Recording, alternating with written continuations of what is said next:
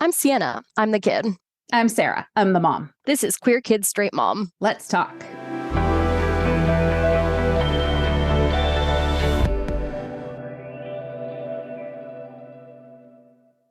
Welcome back to Queer Kid Straight Mom. It's been a little while. Today, we are going to talk about Jason Collins, who sadly just passed away from a form of brain cancer. Jason Collins, for those of you who don't know, was the first active male athlete on a major American professional team to come out as gay. He did this in 2013 in a Sports Illustrated article. That was really unprecedented and has not been replicated in the time since. So really a very exceptional person. He was 47 when he died. Just a loss to the sports community, the LGBTQ plus community, humanitarian community, everybody. He played basketball at Stanford before going to the NBA. He actually made nearly 61% of his shots at Stanford, which remains a school record. And he knew for quite some time that he was gay, but being a professional athlete didn't feel like he could tell anybody. And so he was completely closeted. He says one of the things that made him evaluate whether or not to come out was during the player lockout in 2011 over collective bargaining. He had always used basketball as, like he trained really hard. It took up all of his time. It was a distraction. And when he didn't have it, he had a lot more time to think about this. And then in 2012, his old roommate from Stanford, Joe Kennedy, marched in Boston's gay pride parade. And he just remembers being really jealous and feeling like my friend is doing this thing that I can't be there with him, or people will ask questions. I can't go. I don't get to participate in this. This is a quote from the Sports Illustrated article. It takes an enormous amount of energy to guard such a big secret. I've endured years of misery and gone to enormous lengths to live a lie. He finally decided, after just kind of doing subtle things to try to, show his support for the community. For example, he wore the number 98 as a nod to the year that Matthew Shepard was killed. It is hard to imagine what that was like, feeling so scared of people knowing. In fact, he said it actually was also sort of preemptive coming out because he didn't want to live under the threat of being outed at some point, and that should be his decision. He said, not TMZ's. And one of the other things that had kept him from coming out was loyalty to his team and not wanting to be a distraction. So he actually was a free agent at the time that he came out, not knowing, of course, if that was going to end his career.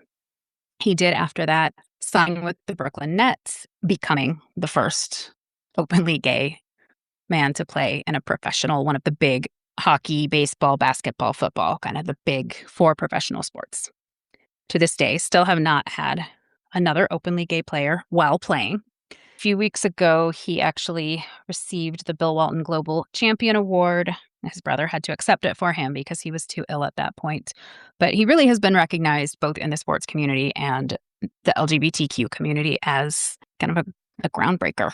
It's particularly interesting to me that we've had all of this talk about gay athletes, because of popular culture that has been a topic that was so long ago, 13 years ago, that he came out, and nothing has really changed. Everybody puts rainbows on their logos now.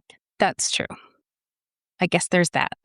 Which I say that like, it's kind of funny. We've talked about rainbow washing before, right? And there's this weird tension where, yes, obviously it's a huge deal that queer people are now an important enough part of society, an open enough part of society, that it's totally normal to reference them on your Pride Year once a month. They are considered a demographic that it's worth trying to market to.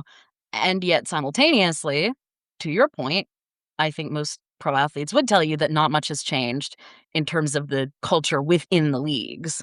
I mean, we've seen a lot of that conversation around hockey teams recently using heated rivalry for like promos. Mm-hmm. And in 2023, the NHL banned theme night gear, including pride symbols. That was seen as hypocritical by a lot of people that, you want to join in on the hype and the attention. And, a lot of people did start watching both men's and women's hockey after the show. And I think a lot more have kept watching women's because a bunch of the guys on the men's US hockey team kind of chased some of the new hockey watchers away, especially when they went to see Donald Trump at the White House. I actually think people were less offended by them going to see Donald Trump at the White House and more offended with them partying with Kash Patel in the locker room. No. And laughing with Donald Trump about having to invite the women's team too. To me, that was the worst of it. It was kind of interesting. The NBA tip-off show, they were talking about this, and Kenny Smith, former player Kenny Smith, said that people, speaking to like whether things have changed or not, that people like Collins made it so it's not such a big deal. To which Charles Barkley responded, "It would still be a big deal. We live in a homophobic society. There is so much animosity toward the gay community." And he also pointed out, in his Charles Barkley way, that people who think there aren't a bunch of gay pro athletes are stupid. So, yeah, Charles Barkley's turned out to be an interesting supporter of the gay community. It's funny because he actually is touching on something that a lot of people don't seem to be able to wrap their heads around, right? That, people will say, well, I don't understand why pride has to be such a big deal and why coming out has to be such a big deal because no one even cares anymore. And it's like, well, that's not true. And it's really belittling to tell someone that this thing that they probably agonized a lot over and may have really struggled with, and they've, finally made this decision to like let people into their lives and to be honest about this part of themselves, and to have people respond with, it's not even a big deal. Why you're making it such a big deal is very sad. And it's really a thing. Like, I've heard so many people over the years say things like, I have no problem with gay people. I just don't understand why they have to be so in your face about it. Mm-hmm. And another favorite of mine, people were talking about a trans woman and they didn't understand why she didn't just be gay if she was attracted to men, because being gay is accepted now, quote unquote. Yeah, I mean, my response to that is kind of, but when people say, there's been this big argument lately that liberals push too hard for trans rights and it's caused this backlash against all LGBTQ plus people and that they took it too far. Mm-hmm. And so I think that talking point is really relevant to this whole conversation because in as much as it is accepted now, it's because you were forced to accept it, because the Supreme Court said that gay marriage is legal, because there are anti-discrimination ordinances. Like, this wasn't, oh, we became accepting. This was people fought really hard to get protections for gay people into law. And so now they're protected. Right. Like, straight people were dragged kicking and screaming into accepting queer people. Incidentally, frequently by trans people themselves. This is a tangent, but what are y'all doing acting like you're fine with the gay people, but the trans people are just making it too big a deal? When it was trans people's activism who paved the way for queer rights to be as accepted as they are now. Yeah, like such a short memory. And frankly, these people would have said what they're saying now before all of that activism, before these laws were passed, before all of that stuff happened. They would have said the same thing about gay people, right? You're taking it too far. You're pushing too far. And so now the same thing is happening for trans people. And it's, well, now you're pushing too hard. Like, yes, that's how things get done. That's how people are treated, like not equally for sure, but some semblance of equally. Yeah, I mean, in any civil rights movement, there's going to be, people who were going to say, no, we should not stop demanding equality until we have actual equality. And there are going to be people who are like, no, we have to go slowly and we have to protect people's feelings because otherwise they're going to be less receptive to giving us even some rights. And if people don't want you to have rights, they're not going to want you to have rights. And anything they say beyond that is just making an excuse. Yeah. And the only reason that, you can have the funny gay best friend character and it's not a big deal to everybody is because somebody at some point had to break a barrier and do something, have a gay character on a show that made people really uncomfortable and it made them freak out and want to put indecency warnings on things. And funny thing, here we are again. the same thing is coming up. I just saw there is a push to get shows with LGBTQ plus content labeled as what's the I think it was specifically like trans characters labeled as having contains gender ideology in the same category as contains sexual content, contains violence, contains depictions of smoking, contains trans people. so it is not a given that we keep progressing and the progress is not complete. So I think that's really important for people to remember. And I think that Jason Collins is just such an interesting example of, somebody has to step forward and be the brave one and do the thing. There was another quote from him: "If I had my way, someone else would have already done this. Nobody has, which is why I'm raising my hand." There's got to be that person, right, who takes on the risk for everybody. And you hope that it paves the way to something different. And I wish that he could have seen a sign that that was happening before he died in sports. I mean, we've seen some players in minor league sports come out, which is important also, for sure. But yeah, I feel like it would have been just as hard for him to do today as it was in 2013. It might even be more so with like the way that social media has taken everything over, and that, obviously in the early 2010s that was starting to happen, and we had gossip magazines and all of that. But I feel like every celebrity, no matter how relatively obscure, their private life is available to literally everyone in the world in a way that's different from how it was in probably 2010. Yeah, that's true. I don't know. Like, we don't know what comments he got. I haven't seen him talk fully about the negative responses. He did say, "Still, if I'm up against an intolerant player, I'll set a pretty hard pick on him and then move on." Yeah, I mean, he had heard everything in the locker room and had to come out knowing which people would be okay with that and which wouldn't. And I think that would have been a really strange place to be. He did say that the years since he came out were the best years of his life.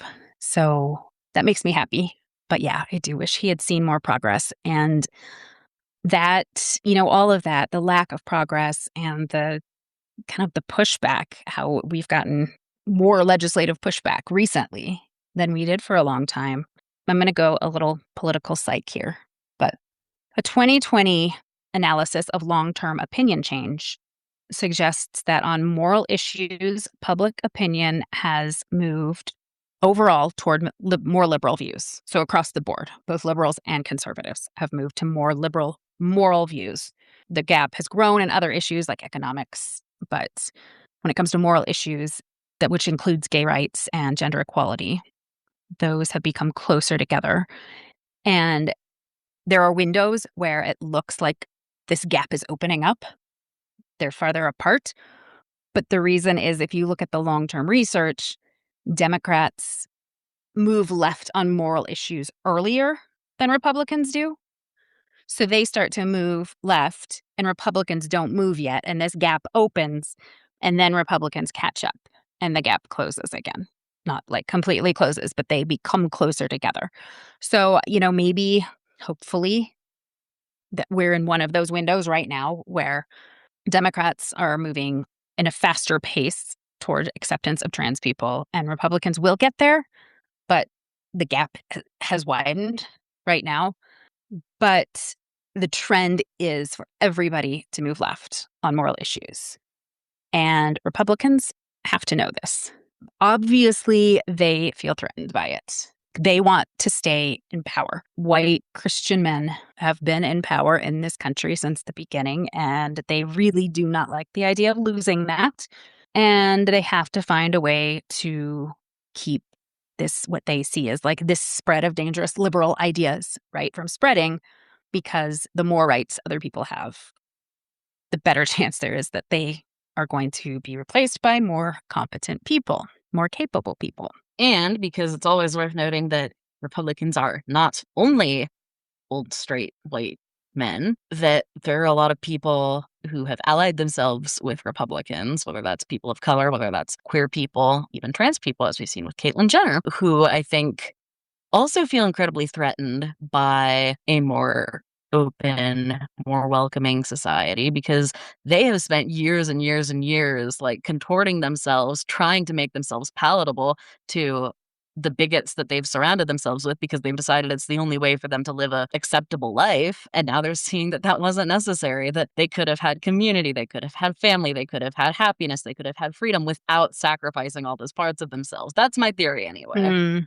Yeah, that's interesting. That would make sense. Like you'll see so many, especially in conversations, like LGB without the T, No. where people are like, I'm just a, white collared guy who has a family just like any other person. It just happens that I'm married to him. And it's like, and don't you think you might be happier if you like didn't feel like you had to push yourself into, because I mean, I'm like, there are people who can fit into that role happily in society and it's fine. And that's totally like whatever. I just don't think that anybody is that one dimensional, right?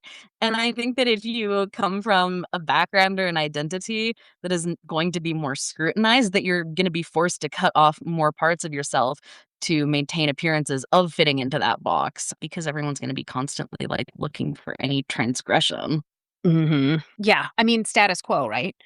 Which kind of brings me into another research idea that I thought was kind of interesting in this context. When people are making decisions, information is processed in the context of whether a decision takes place in a situation of gains or losses. There is a theory called status quo bias, which says that people will typically choose the status quo even over potential gains than risk loss. Mm-hmm. And there have been like different studies that have shown that people would rather keep the like lesser thing they have than take a chance for a greater thing. And I hate admitting when the Republicans are doing something savvy, but what they have done is taken the issue of LGBTQ plus acceptance. It has been framed as a situation of gain, inclusivity, fairness, all of these things, right? That most people can recognize are generally good things. And they have brought that to a screeching halt by saying that acceptance and protections not only threaten the status quo, but they will lead to loss. People don't want something taken away. Like we know this about people. You don't take what they see as theirs. And people will make riskier decisions. There's less logic and more emotion that goes into decisions when they feel threatened. By presenting this framing, the Christian nationalist right has turned public opinion, which I think was trending toward just let people do their thing. Mm-hmm. And they're going to take something away. Trans athletes are going to take your daughter's spot on the volleyball team. They're going to injure your kid. Trans people are a threat to your children. And, people are predictable. This is effective. This backlash against all LGBTQ plus people is not because liberals have pushed hard for trans rights. It's because the Republican Party power players know this stuff. They know these psychological principles too. They know what they're doing. They know that they needed to portray trans people as a threat, and it's discouragingly effective. So, there's so many directions that I want to go with this that we don't have time to do today. But yeah, I hope, like I said, I hope we're in one of those gap periods that will eventually trend in a good direction across society. But I do think that we are also in a really risky period. There's not a feeling of stability, and people are going to cling to status quo and threat mitigation during times like this, which is a roundabout way of saying that I wish we had more athletes as brave as Jason Collins. I wish there were more people in the world like him in general because he was an amazing guy. But I also understand why there aren't. I understand that this atmosphere does not feel safe for athletes to come out in. Male athletes, I should say. Yeah, if you want to watch queer athletes, may I direct your attention to literally any women's sport? Which, I mean, yeah. And it's not easy. It's not perfect. If all the gay male athletes came out, they would have to deal with a lot of the same garbage that female athletes already have to deal with. Well, and I'm sure nobody wants to take on the oh, now you're teammates. How's that going to work? And also it makes sense that it feels less transgressive for a female athlete to come out because being a female athlete is already relatively transgressive in the first place. Like any female athlete is already going to have to deal with, people talking about how unattractive she is, how she's too muscular, how doesn't she just want to settle down and get a family? How can she possibly come back to playing sports after she had a baby? Comments on her body all over the place. Adding, also I'm gay on top of that. Yeah. Like, I imagine it doesn't actually end up feeling like that much. Also, probably most homophobic people were never watching women's sports in the first place. They don't even know who they are. That's true. Your audience is already, you've weeded out a lot of the people that refuse to watch women's sports and don't know who you are probably are, as a demographic, more likely to be homophobic. Yeah. So, yeah, misogyny is alive and well. You heard it first here. Breaking news. And actually, that brings us into next episode's topic a little bit. We have been seeing more stories with gay characters. We've seen, heated rivalry be a massive hit. Shows with lesbian couples have been treated horribly in the entertainment world. Canceled. The backlash that they receive is so different than gay characters. I would argue that also they get all the backlash for depicting queer characters on screen, and they do not attract obsessive audiences the way shows about queer men do, which, do with that information what you will. Yes. Anyway, we're going to dive into that a little bit, what's going on there. We'll talk about some of the shows that we loved that had lesbian characters and encourage you to watch those if you haven't. I did see that there is supposed to be a rom-com in talks to be made about professional women's basketball. Yeah, I just saw that too. Yeah, so we'll see what happens with that and see what kind of response that gets as well. We are hard at work on a new project as well, so keep an eye on our social media in the next couple of weeks and look for announcements about that. We're really excited to share some new content with you. Catch you next time. Bye. If you found this episode interesting, informative, amusing, please review and follow us on your podcasting platform of choice. Getting those reviews and follows really helps us show up more in the algorithm and be able to reach more people to help them. You can find us on social media, Instagram and Threads at queerkid.straightmom, Blue Sky at qksm.bsky.social, and Facebook at queerkidstraightmom. We are no longer on Twitter.